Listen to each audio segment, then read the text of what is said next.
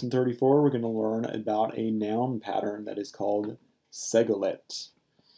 In Hebrew, nouns are patterned in different ways, and the most frequent pattern is the Segolet. It is actually not that common in and of itself, but out of all the noun patterns, this is the one that we're going to see most often, even though it only takes up a small portion of all the total nouns.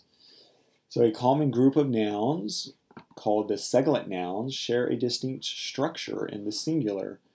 They have their stress on the first syllable. So the main thing that is distinctive of these nouns is that instead of stressing their last syllable, they're stressed on their first syllable. Also of note is that a lot of the Segolet nouns take Segels. That's how they get their name, Segolet.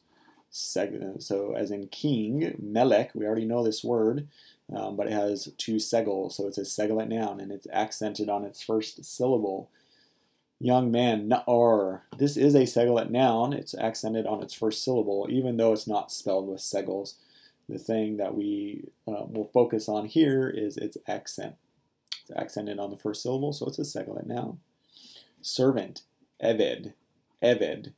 Segolet noun. It's got Segels and is accented on its first syllable. Morning, boker, boker. It's accented on its first syllable. It has one Segolet noun. Land, eretz, eretz. Segolet noun. It's accented on its first syllable and it has two Segels. And finally, nephesh. It's accented on its first syllable and it has Segolet nouns. Segolet vowels. So these are just some examples. There are many other Segolet nouns, but these are some of the most common ones. Also note, however, that the forms with feminine gender endings are stressed on the final syllable, and they will often lose their Segolet vowels, but they are still considered Segolet nouns. The plural forms of the Segolet nouns are just like other nouns. So they will have various accent just depending. Oftentimes, though, it's their penultimate syllable, the second to last syllable, and they're going to be formed in the exact same ways as our regular nouns are.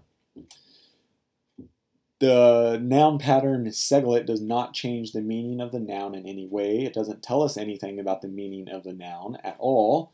What we're talking about here and highlighting here is that there just happens to be a group of nouns that are spelled in a specific way. So we're highlighting that.